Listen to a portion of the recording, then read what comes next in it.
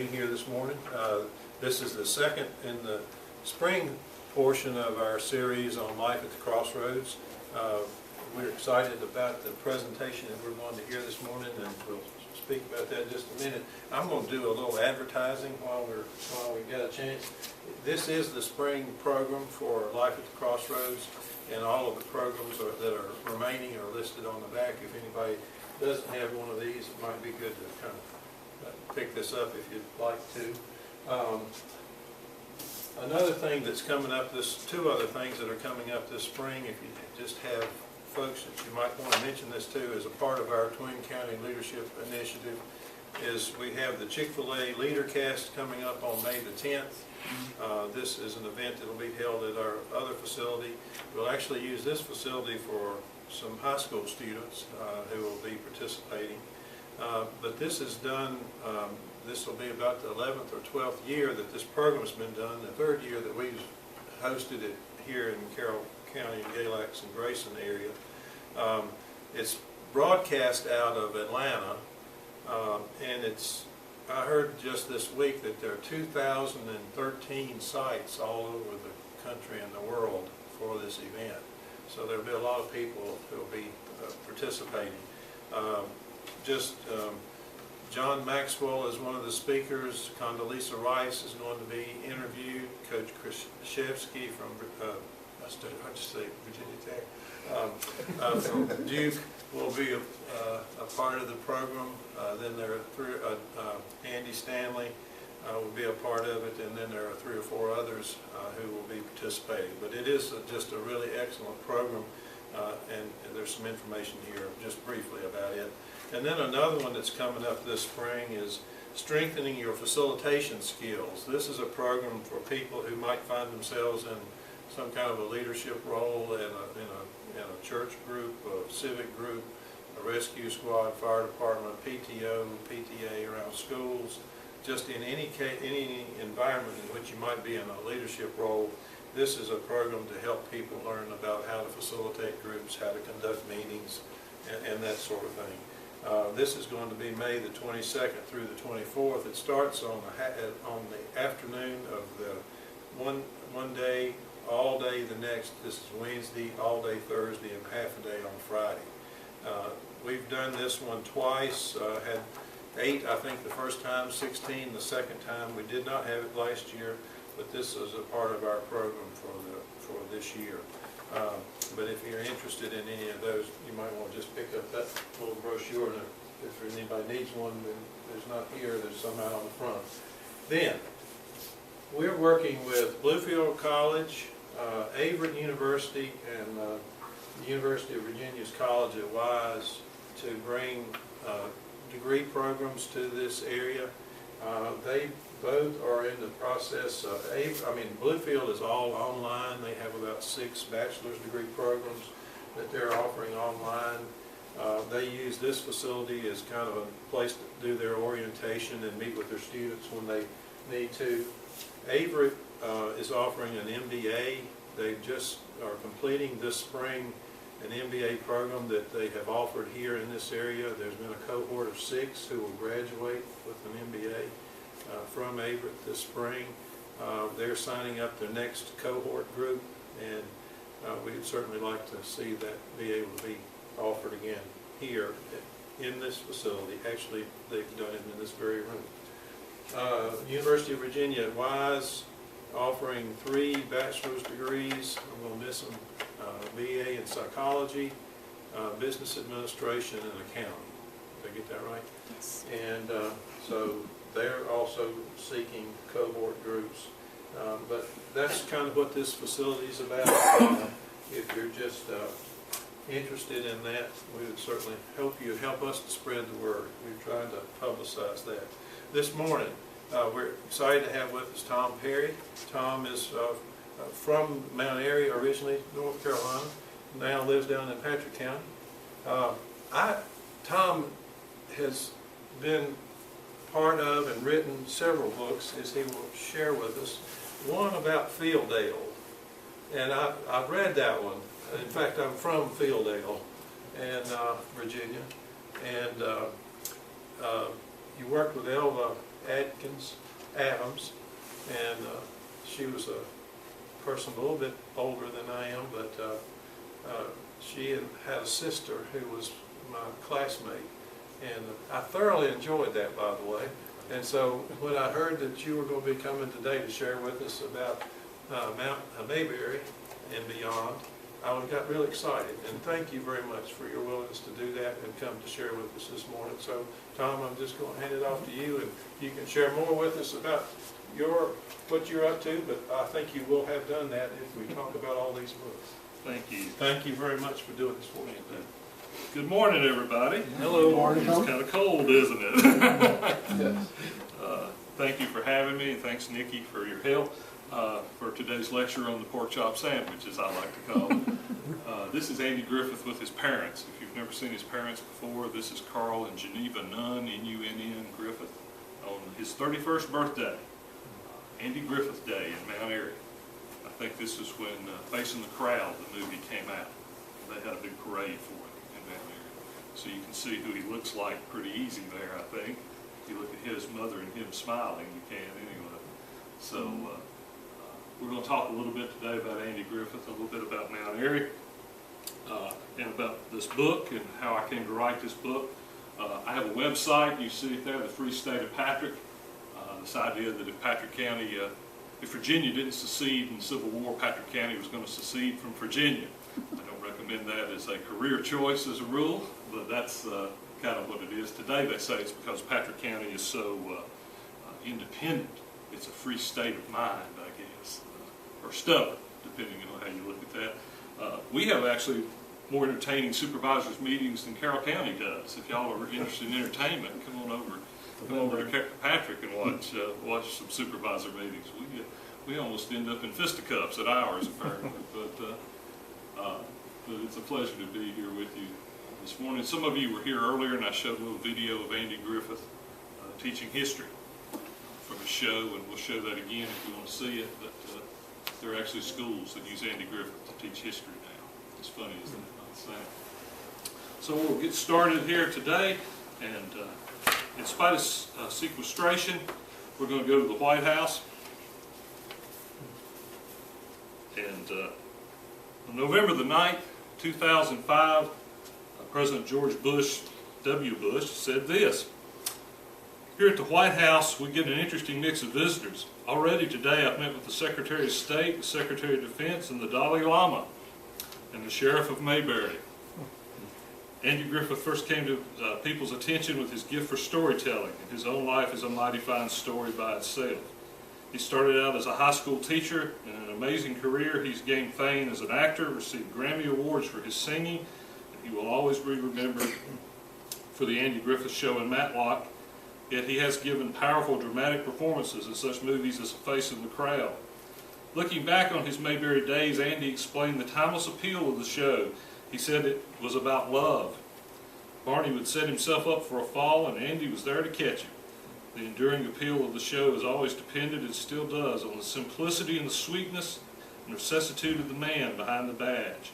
TV shows come and go, but there's only one Andy Griffith, and we thank him for being such a friendly and beloved presence in our American life. That day, Andy Griffith received the Presidential Medal of Freedom. Now, he never won an award for acting, believe it or not. He did win several awards for his singing. But I don't know about you, but I don't know too many people who have a Presidential Medal of Freedom hanging around their neck.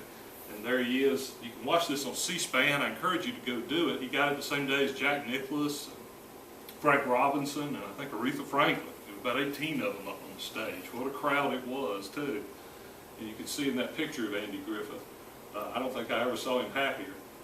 And it's interesting because those two are about as politically apart as any human beings could be right there, George Bush and Andy Griffith.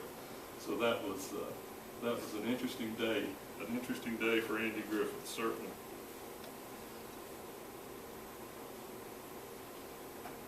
If I can figure out how to operate this. Yeah, there you go. I like to say on the bottom picture, what happens in Mayberry stays in Mayberry. That's Mayberry Days. Every September, Mount Airy becomes Mayberry, and for a weekend or so, you see all sorts of goobers and gomers and Barneys wandering aimlessly around Mount Airy. This is Angelina, a lady from South Carolina playing, who I guess is Charlene Darling's niece or daughter or something. And she walked up to me and said, "You're a pretty man." Huggy, huggy. But this is, if you've been to Mount Airy, you know that while many towns, downtown areas have become almost ghost towns, Mount Airy thrives, and it thrives a lot because of the Andy Griffith Show. Up above there is my father.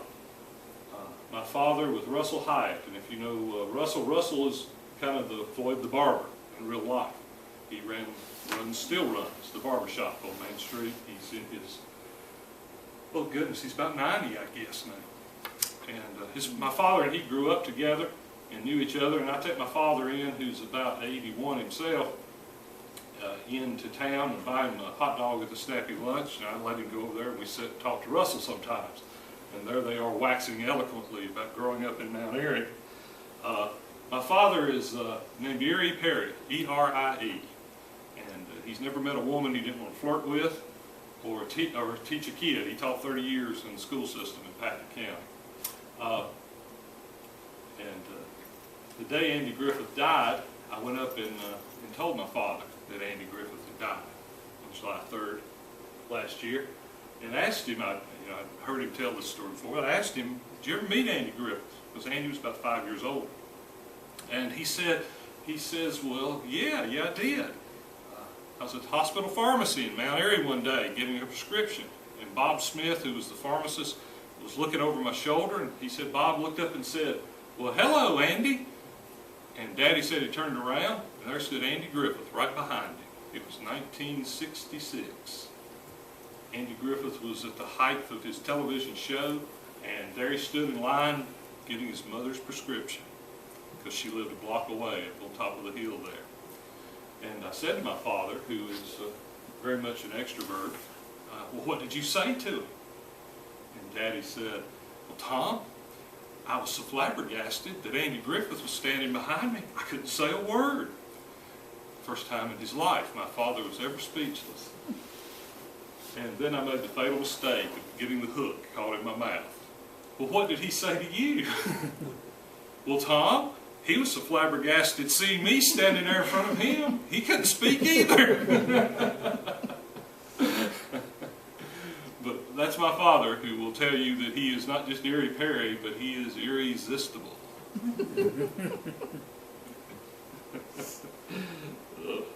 My poor mother. I had started writing a book about Andy Griffith in Mount Airy because I was recovering from cancer surgery. Last February I had surgery for prostate cancer, and I'm cancer-free, healthy as a horse now. But I've been working on this book because I needed something to get me going again. After surgery, sometimes it's hard to get your focus and everything back. And I had thought, what could I write about that would be easy for me to write about and would be a lot of fun? And Andy Griffith came to mind. So I started working on a book about Andy in Mount Airy. And I watched all the shows, and how laughter is the best medicine. I believe it is. And then on July the 3rd, word came that he had died. So my book changed. My book went from just being a book about him to being kind of a book about Mount Airy and a little bit of a book about me and my father. But I saw it as an opportunity, because to be in Mount Airy on the day Andy Griffith died is a great chance for a historian. You can just wander around and talk to people and see what they're saying, see how it's affecting things. One thing that happened that day is we had a massive thunderstorm hit Mount Airy that afternoon, almost like the heavens were crying or something. You can read all sorts of things into that. He and Don Knotts shown here. I was in Morgantown, West Virginia about 3 weeks ago giving a talk about Jeb Stuart, and I realized that it was Don Knotts' hometown, and I happened to mention this book, and lo and behold, I didn't sell hardly any books about Jeb Stuart, but I sold every Andy Griffith book I had because I just happened to say something about it. This book has been unbelievable in its appeal. So that's how this book kind of came in to be, was the day Andy died, and my little battle with cancer.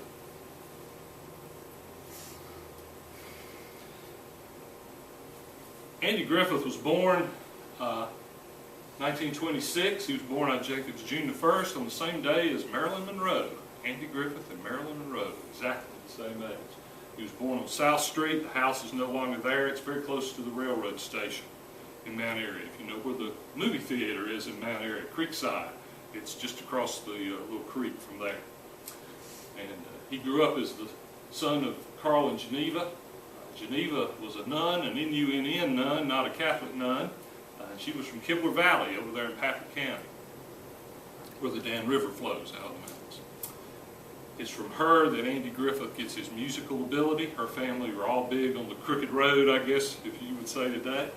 And that's where he gets that from. His father, Carl, was a great storyteller.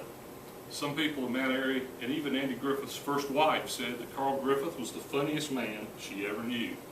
She was married to Andy Griffith. So that's where he grew up as an only child.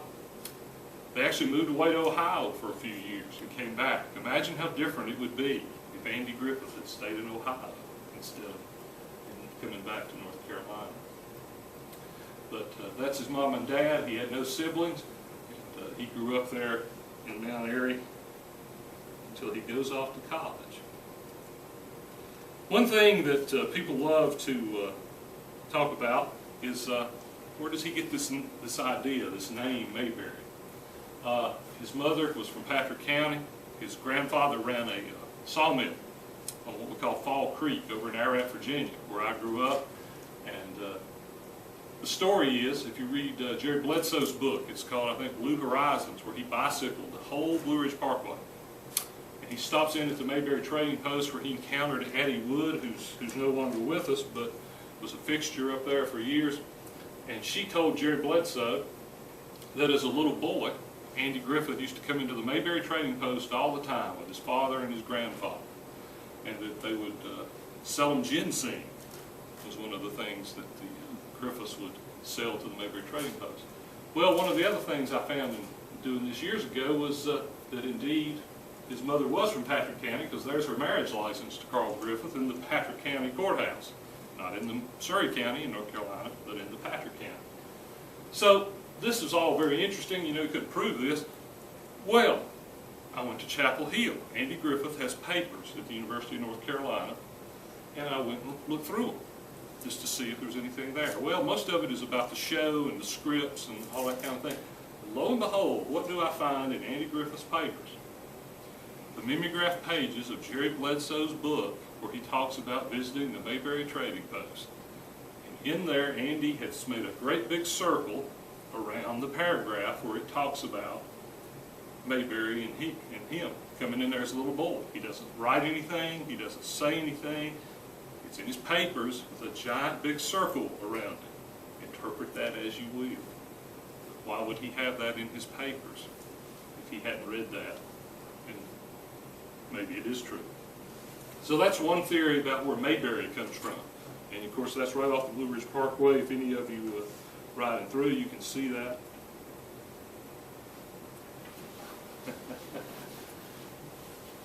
Andy obviously got a new barber. Styling by Floyd, I guess. He grew up there in Mount Airy. He first went to Haymore Baptist Church, where, believe it or not, I grew up going to church. I was there Sunday morning for Palm Sunday, and that's where Andy grew up. He and I both rang the bell at Haymore Baptist Church. And it was only about 2 blocks from the house he grew up in, which is also on Haymore Street. One thing that I like to say, and this gets the Surrey Arts Council just all upset, I expect, is that Andy Griffith first acted, I believe, in the Christmas play at Haymore, like all of us did as kids at Haymore. That's where I made my acting debut. That was about the end of my acting career, to be honest with you. I think Andy did a little bit better. But when he was a teenager, he went to see this movie. I think it was called not Dead on the Blues, but something about the blues had a trombone player in it. And apparently the trombone player was getting all the girls. Andy thought that was a pretty good idea, and he thought he would do it too. So he worked and saved up his money and bought a trombone, of all things. And he went around and tried to figure out how to play it, and found out that the Moravian minister in Mount Airy, a guy named Ed Mickey, taught music. So Andy shows up at the back door one day of the Grace Moravian Church and encounters the Reverend Mickey and tells him that he wants to learn how to play the trombone. Well, the Reverend kind of discourages this, but Andy doesn't give up easy, and before long, Andy's not only playing the trombone, he's in the Grace Moravian band. He learns to play just about every instrument in the Grace Moravian band, and he switches churches and goes from being a Baptist to a Moravian. And the day he died, he was still a member of the Grace Moravian Church in Mount Airy. But that's how he kind of got started with his musical career, and Reverend Mickey kind of encouraged him. Years later, Reverend Mickey will leave Mount Airy. I think he goes to Raleigh and is pastor of a church there. One day this kind of rough-looking guy shows up at his front door and says that he has a new riding lawnmower for him. And Reverend Mickey says, well, I haven't ordered this. I have no idea what's going on.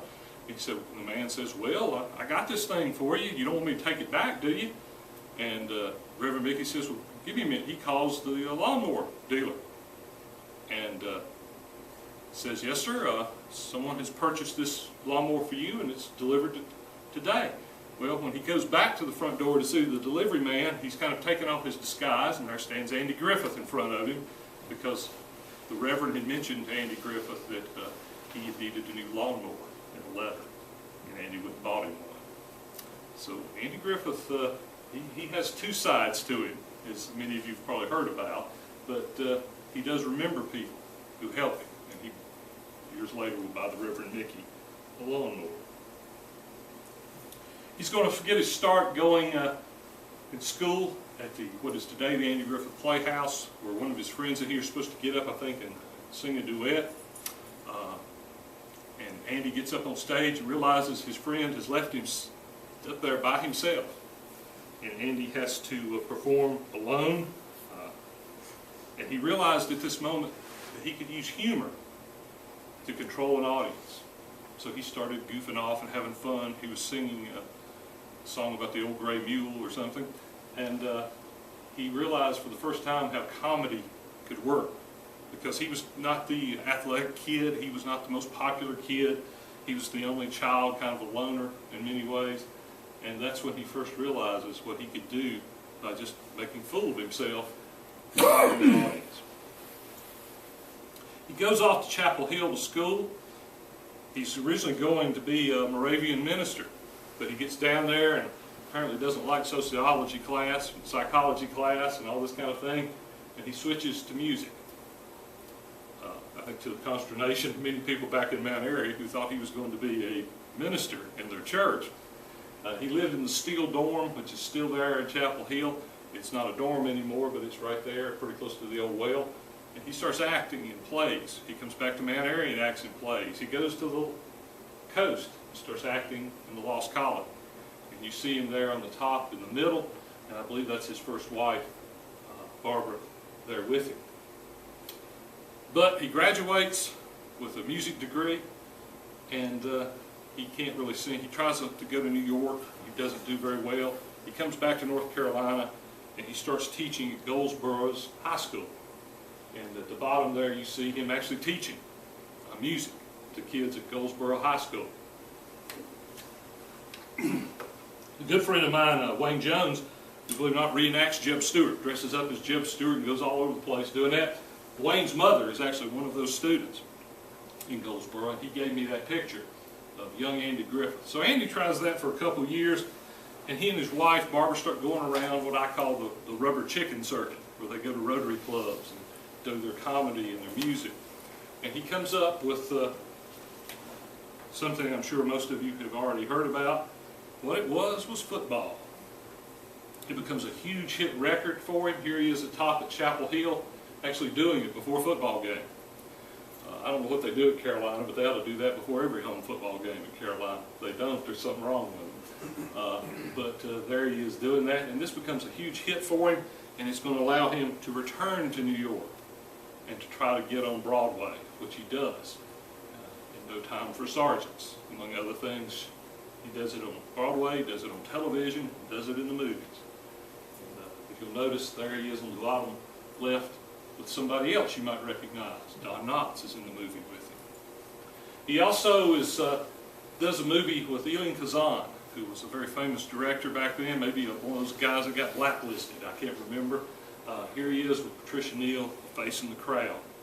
If you've never seen A Face in the Crowd, how do I put this gently?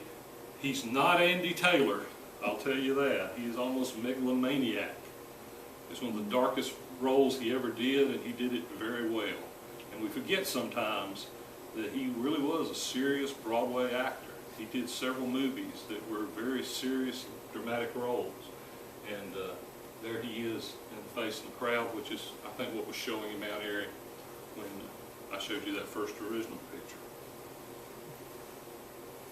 But of course, what we all know about is the Andy Griffith Show, which ran for, I think, 8 years on CBS, was the #1 show on television for a good bit of that. And when these three fellas are on it together, I think it's probably the funniest things I've ever seen. I think Jim Nabors will leave and go do Gomer Pyle, and Don Knotts will eventually leave. And after he leaves, I think Andy, to me, looks very bored, to be honest with you. I think he's there for the money, although he will regret later in interviews that he ever left the Andy Griffith Show. But this is, of course, one of the funniest things is, you know, since the Supreme Court today, I guess, is hearing the gay marriage thing, Jim Nabors there, of course, is gay and recently married his friend. And somebody asked me about that, and I was kind of amazed. I didn't realize Jim Nabors was gay. So my comment about all that was, surprise, surprise. But this show, for its 8-year run, was amazing. When it finally went off the air, it was the #1 show on television.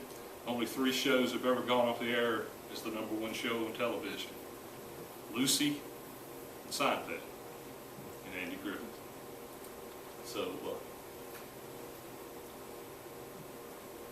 Andy married 3 times. His first wife, Barbara, shown here with 2 children they adopted, Sam and Dixie. Andy, as you might know, is quite an antique car collector, and here they are out, I think, in California with his 2 kids and his first wife.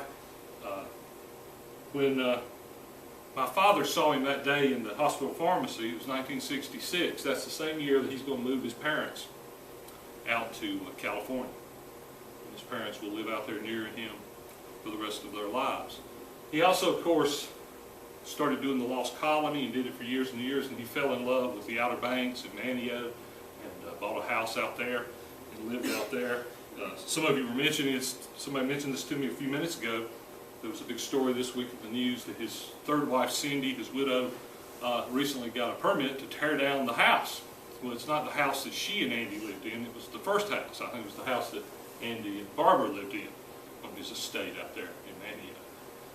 So it doesn't have anything to do with Mount Airy. It's just her, I guess, trying to clean up the estate or something. But it's caused a bit of a stir, as you might imagine. Andy is going to struggle a little bit in his career after leaving the Andy Griffith Show. He's going to get in a little financial trouble as well. And Matlock is going to kind of come back and save him from some of that. But he has a decade there in the 70s up through the 80s where he's going to just struggle to find himself, because I think he's kind of typecast as being Andy Taylor. He's not Andy Taylor, he's Andy Griffith. So that's something that happens to him. Meanwhile, back in Mount Airy, our friend Russell Hyatt here is going to change the name of his barbershop. It will not be the City Barbershop, it will now become Floyd's City Barbershop, and Russell's kind of the man who starts the Mayberry going in Mount Airy. On the right here is Charles Dowell, who, of course, is the inventor of the world-famous pork chop sandwich. That's how you say it. It's the world-famous pork chop sandwich. And these 2 gentlemen's businesses are right beside each other on Main Street in Mount Airy. And that will start the tourism boom for Mount Airy in the early 80s and goes on till today.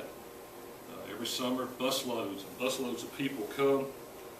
And my book talks a little bit about this. There's a chapter of this. We actually have people who have come to Mount Airy to live just because of Mayberry. There are businesses that have opened on Main Street. One place I sell my books is called Mayberry on Main. It's the Miles family, and they came from Indiana to open up a business in Mount Airy about Mayberry. So this show and this influence has been almost unbelievable. But here are the two fellows I think you can credit with starting all that. Charles died just very recently. It was not a good year for Mayberry. Andy died, George Lindsay Goober died, Charles died, and someone else also died very recently. And that was my old buddy Emmett Forrest. Emmett had grown up with Andy and had been the one that collected all the Andy material that's now in the Andy Griffith Museum. Emmett fought cancer and lost. I saw him last summer and gave him one of these books. Last time I saw Emmett, I asked him how he was doing. He asked me how I was doing because I was sick and he knew it. And he said to me that day, and I never will forget this, he said, "Well, Tom, it's like this. You jump off the top of a 10-story building, and about the 7th floor, you ask me how I'm doing. Well, so far the ride's been pretty good." But again, Emmett, everything you see in the Andy Griffith Museum in Mount Airy is from things that Emmett has collected or Andy has given him. So they were friends and they remain friends.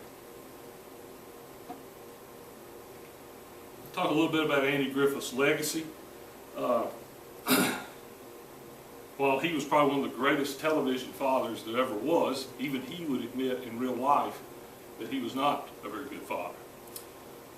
His son, Sam there, will die. I think he died of a drug overdose. His daughter, Dixie, who is a real estate person out in Colorado, I think is doing okay. That's Andy with her at the White House in 2005. But of course what Andy is most known for is being Opie's daddy. And what a daddy he was. I was thinking about the bird episode, you know, where the mama, he kills the mama bird with the slingshot and has to raise the babies. What is it Andy says at the end? But aren't the trees mighty full, or something like that. And of course today, man, there you go, there's the famous statue of Andy and Opie going to the fishing hole, which of course was the beginning of the Andy Griffith Show. There's also one of these in Raleigh, pretty close to NC State. So that's one thing you think about Andy Griffith as in TV anyway, as being a great father, but he wasn't necessarily in real life. Something that I think happens to Andy Griffith. He's, how do I put this gently, he's not known to be the most warm and fuzzy fellow if you encountered him. But after his son died, Andy almost died of heart trouble, had to have a heart bypass. And after that is when he will start coming back to Mount Airy. And I think maybe it changes. This is just my opinion. I don't know. I've never met Andy Griffith. One thing about him, though, is he definitely has a legacy in another way. And Opie's done pretty good for himself, if you didn't notice. Ron Howard has won multiple Oscars as a director and producer. You might not realize he was in John Wayne's last movie, The Shootist, when he was still acting. Of course, if you're my age, you of course think about him as hanging out with the Fonz and the boys on Happy Days. But what he said after Andy died was that what Andy Griffith did was he made an environment on the TV show where anybody could talk, anybody could speak up. Ron Howard tells this great story about how he as a little boy got this script and was reading it and says, "Well, you know, that's not the way a 10-year-old boy would say that." And Andy said, "Well, okay, Ronnie, how would a 10-year-old boy say that?" And he told him, and Andy Griffith said, "Okay, that's the way you're going to say it then." He listened to it. And he built this kind of framework of teamwork. Well, if you've ever noticed Ron Howard's movies, I think about Apollo 13 down there, a movie about great teamwork. So maybe that's part of Andy Griffith's legacy as well. What you might not realize is Ron Howard has a daughter, and she's up there in the top left. That's Bryce Dallas Howard is her name, and she was in The Help. If any of you have seen that movie, that's Ron Howard's daughter. Redheaded, imagine that. Imagine that. And she's been in a lot of other things too. So the day after Andy Griffith died, here's Tom Perry with his what I like to call cancer hair. I didn't have to do chemo, I didn't have to have radiation, so I almost grew my hair out to defy my cancer and grew a beard. And July 4th was Donna Fargo Day. The happiest girl in the whole USA came back to Mount Airy. She was from there too. And Right Honorable Mayor of Mount Airy, Debbie Cochran, is there in the top left with me. Debbie didn't even recognize me. We've known each other since we were probably teenagers, and she didn't even recognize me with this long hair and beard. But Donna herself had a couple of #1 hit records, Funny Face and Happiest Girl, and she herself has MS. And she was the Grand Marshal of the July 4th parade that day. And Debbie introduced her and went on, talking about how great Donna Fargo was and this. And all Donna talked about was Andy Griffith that day. She is absolutely one of the classiest human beings I have ever met. I've seen her spend hours, 6-8 hours, signing autographs, getting her picture back. She won't leave until everyone who gets to see her has seen her. Contrast that with celebrities today, I might add. So she was there, and I asked her if she ever met Andy Griffith, and surprisingly, she didn't remember ever meeting him. She had met Goober, but she had never met Andy. So the two most famous people from Mount Airy never met each other. I wandered over that day to the Andy Griffith Playhouse after I spent a little time with the happiest girl in the whole USA, and I encountered this young lady, Pat Comeyer, who's from Martinsville. She's a school teacher. She likes to say that she's a Helen looking for her Andy and her son Benjamin. And Pat said this to me that day, and I want to read it to you. She said, "It made me a little sad because I look at how things are now and wish so much that Benjamin, her son, could have simple, sweet days. Tradition and home raising seem to be a dying art. For me, tradition, respect, and raising my child to love the Lord is natural. I just see how little things of that, a little of that is being installed in children these days." But they had come all the way over there that day just because Andy had died. And there's this thing where we all seem to think sometimes because the baby boomers, my generation, when they die out, the interest in the Andy Griffith Show will die out. Well, I learned that day from 14-year-old Benjamin that that's not necessarily the case. He told me everything I already knew about the Andy Griffith Show and went on and on and on about it. And so maybe the Andy Griffith Show will live on. If you don't know that, the Andy Griffith Show is also used to do things like teach Sunday school. There's a whole Mayberry Sunday school lesson plan you can get now. There are teachers that use Andy Griffith to teach history, like I showed you earlier. So that's one of the legacies. Andy Griffith's last role in the film was Play the Game. And here he is, and the last scene in that movie is him fishing with his grandson after they've both been on romantic escapades for 2 hours. Andy after Doris Roberts, everybody loves Raymond's mother. Andy's after her, and his grandson's after this young lady too, and the movie's kind of a comedy farce about the two of them discovering romance together as grandfather and grandson. And I think it's interesting, the last scene he's ever on film in a movie, he's fishing with his grandson, kind of like the other scenes that you're familiar with. So, Andy had a cousin, his name was Evan Moore. And Evan ran the Wiener Burger in Mount Airy. If any of you ever went to Mount Airy and ate at the Wiener Burger, that was Evan. And Evan used to be very proud of Andy, and he said that Andy never left Mount Airy, he just took it to Hollywood with him. And I think that's very true. The last time I think he was publicly ever in Mount Airy, they dedicated the road to him, they put up the statue separate times. And the last time he was there, I was there, he got up there on the stage and was talking and went on and on and on. Everybody thought maybe he would just talk for 5 minutes. He just kept going on and on, talking about his father and talking about growing up in Mount Airy, which was almost shocking because he never had done this. And he always had kind of poo-pooed this idea that Mount Airy and Mayberry had anything to do with each other.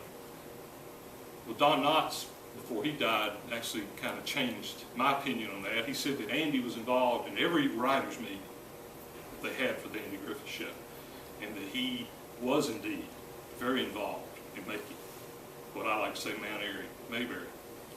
But the last thing Andy ever said in public in Mount Airy at the end of his speech was this. People started saying that Mayberry was based on Mount Airy. And he stopped, and he just looked out, and he paused like he did. He had great timing, even at that age. Sure sounds like it, doesn't it? And that was the last thing he ever said in Mount Airy. So I'll read to you the end of my book. We'll let Andy have the last words, and we'll show you that clip if you would like to see it again. But Paul Harvey said it best. He said, Mount Airy is a place everybody knows, where everybody knows everybody, and everybody's worth knowing. Andy Griffith said, I'd like to continue to give people some small thing to make them laugh. What I would like to do whenever I act or entertain is say some small truth. No preaching, just some small thing to say that is true. And I thank you for having me here today. And if you have any questions about Andy, we'll explore all that. And this is a great facility. This really is. I'm very pleased to see you with this up here. And I'm very glad to come to Galax, because when I leave here, I'm going over and eat barbecue over there across the bookstore. I just love doing barbecue when I come to Galax. And, like I said, I thank you very much. You want to watch Andy?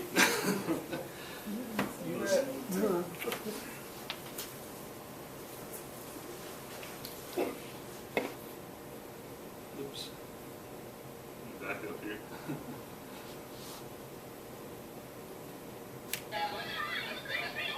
Play and have a good time. You don't have to study all that stuff and mess around learning all that dull stuff about the Indians and redcoats and cannons and guns and muskets and stuff. What about Indians and redcoats and cannons and muskets and guns? Oh, Indians, redcoats, and, history. Yeah? Yeah, they're crazy as good. What gun? Oh, they had a gun that fired a shot that was heard clear around the world. First thing that I've heard about.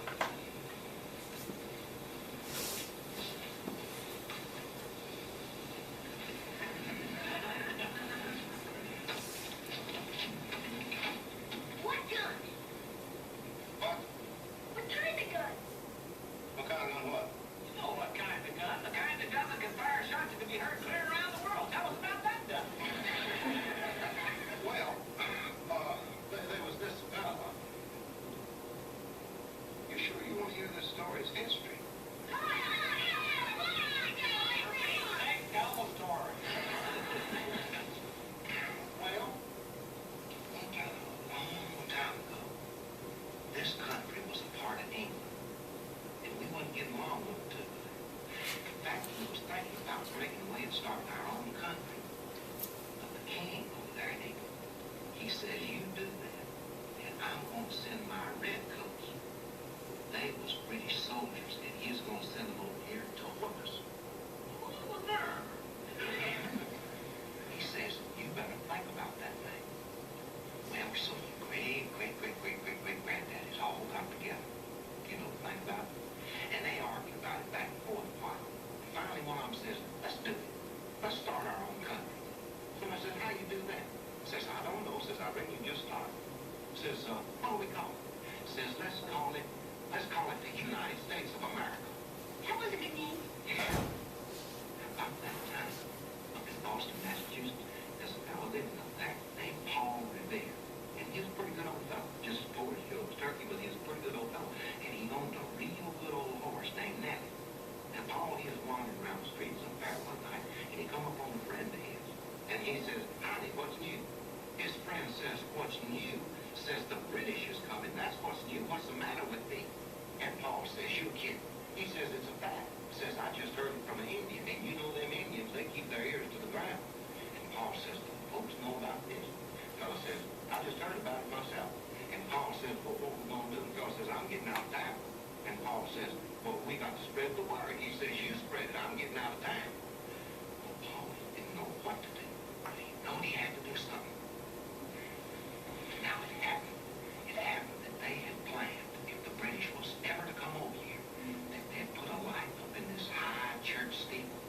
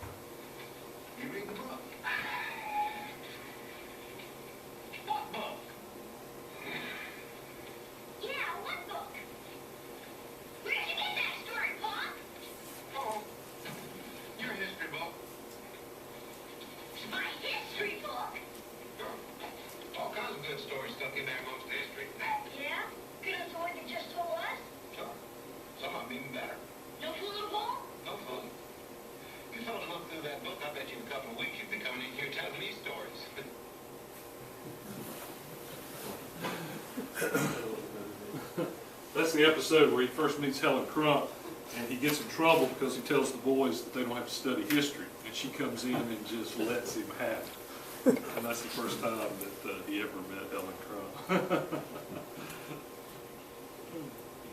Any questions, comments? You know why Don Knotts left the show? Don Knotts left the show because he got an enormous contract to make movies at Universal, I believe, was the reason he left the show. He came back, though, about every year and would do one show. Mm-hmm. And every time he did it, he won the Emmy for Best Comedy Actor. Every year he won the Emmy, it seemed like, for Best Comedy Actor. Andy never won a single acting award. But Don Knotts won every year, I think, for Best Actor in a Comedy Series. I think my wife's watched every episode that there is. I don't believe that there's an episode out there that we haven't seen a dozen times. We get 3 hours of Andy every day. Yeah, it's like 250 but or something like there's that. one mystery to that show that has left me, and maybe we haven't seen it all. Why was there never any real discussion elaborating on Andy's first wife, Opie's mother? Yeah. That void right there. Yeah.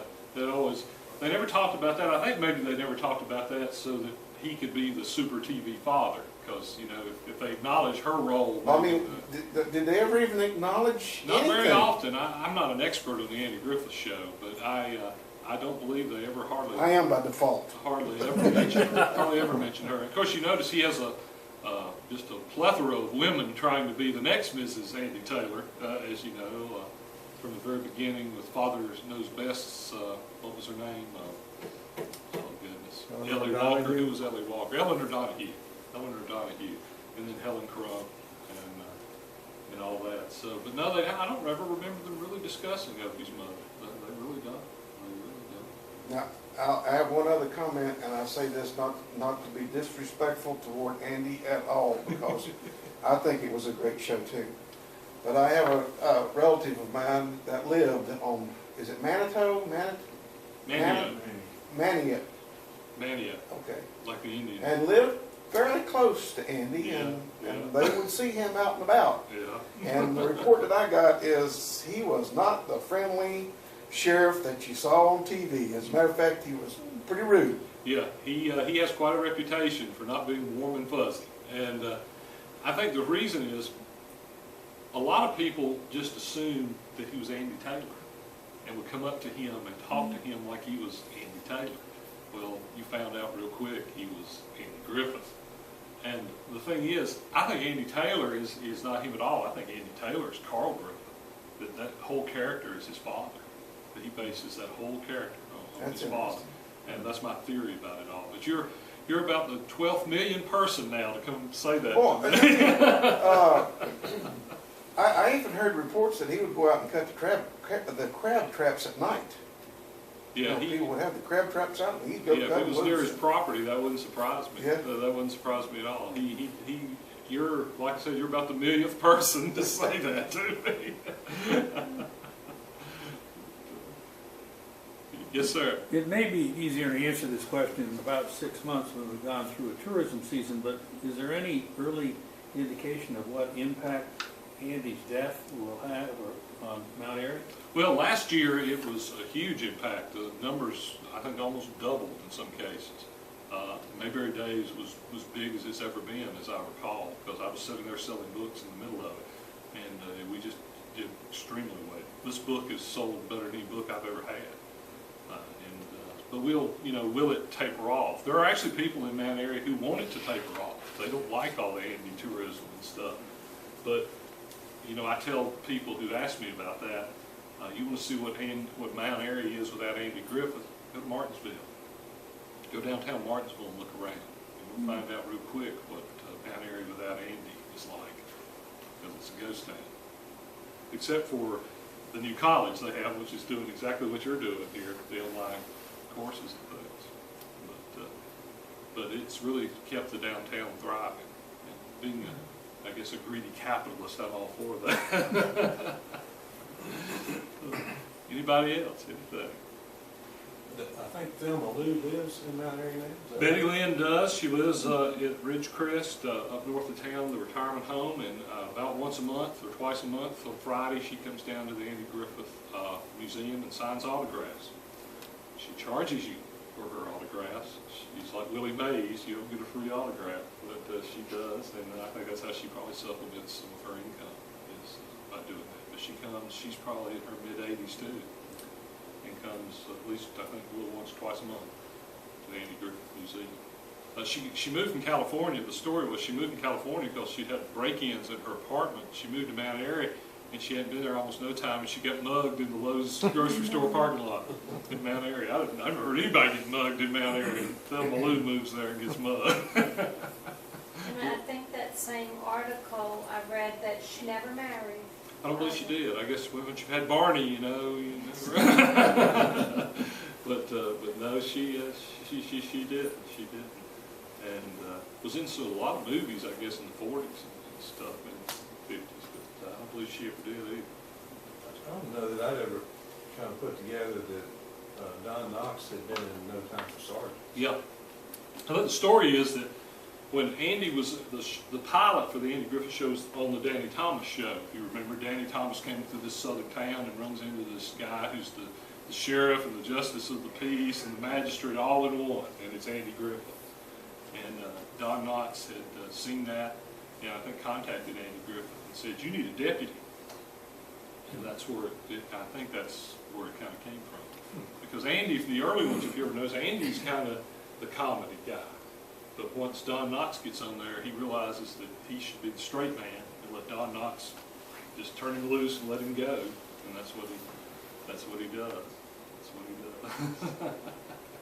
Well, it's my opinion that Don Knotts made that show. Yeah, I don't disagree with I you. mean, he was the catalyst that made the show. I think once he leaves, it's not as near as good. I don't think it's near as good once he leaves. And when he came back, like I said, every time he came back, he won the Emmy for best comedy performance in the show. But he left it, to be, I guess, Universal, make the Incredible Mr. Limpet or whatever, and all those, Shakiest Gun in the West, and all those movies. But Andy never quite had the movie success that Don Knotts, I think, had after leaving the show. Anyway, what you don't know, Andy got very sick. He had this Guillain-Barré syndrome where he was almost paralyzed, really. And he, in the early episodes of Matlock, he's actually wearing a brace just so he can walk. You don't notice that, but he is. And Matlock kind of pulled him out of the fire financially, and he sold the rights, I guess, to that, and then as part of the Andy Griffith show to Viacom, TV Land, whoever, and that's what financially allowed him to be comfortable. How many episodes were there of Matlock? I don't know exactly how many episodes of Matlock there were. I think there was 250 some of the Andy Griffith show. But Matlock ran for a very long time. Ran for a very long time. Kind of a North Carolina Perry Mason. Yes. I think I have read somewhere that Andy's mother had done some theater. Is that correct? I think that's possible. I've never come across something I could point at. But all her family and in Patrick County, the bluegrass music and stuff is a big thing, so they had been performing. But I've never come across anything where I could tell you exactly. And I don't pretend to be an expert. This is more like a memoir book I did. But he definitely gets his music from her. Definitely gets the music built from her, and I think he gets the storytelling from his father. But if you saw in that clip, that was just exactly like one of his comedy monologues from the 50s. The clip on the American Revolution there. So it's exactly like him. He loved to take Shakespeare and turn it into Southern humor. He loved to take Shakespeare and do that. Anything else? In the picture that you had of the barbershop, you said your dad and his dad? No, my dad and Russell Hyatt, the barber. Oh, okay. My dad and Russell Hyatt, the barber. Russell, my father, known each other their whole lives, and there it is. But my father's on the left and Russell there is on the right. Okay. Me mugging with Angelina. Do Do you know if Ernest T. is still living? No, Howard Morris, he's gone. The only ones left really are Jim Neighbors and Thelma Lou, Betty Lou. And Ernest T., I believe, is from Greenville, South Carolina. Yeah, it's something like that. He's actually a director. I think they kind of hoodwinked him into being Ernest T. Bass. I think he was actually a director on that show, directed episodes and things, and he ended up being one of the characters too. But if you've ever been to Mayberry Days, it's hilarious because there's Ernest T. Basses walking around and Otis's and just all kinds of things. Funny thing happened. The guy, one of the local guys who plays Otis, got arrested for violating the sidewalk ordinance. He had played checkers on the sidewalk in Mount Airy, and apparently there's an ordinance against doing things on the sidewalk. And he wouldn't move, and finally they arrested him. But it got on national news. He was on CNN. Otis arrested in Mayberry. And what's new? And he ended up suing the city for violating his civil rights because he played checkers on the sidewalk. And I don't believe to this day they've settled the case. I think it's still in the court system a couple of years ago. But Otis got on the national news for being arrested.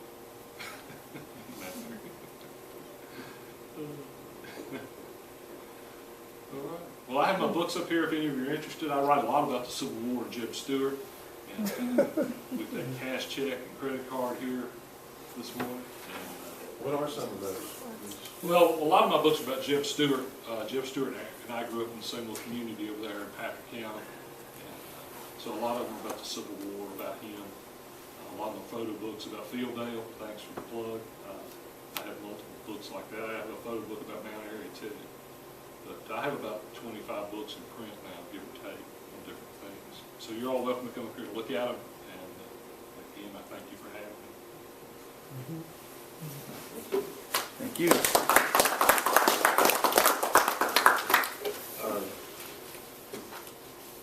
Our next session is April the 9th, and folks are coming from the Salem Stained Glass Company.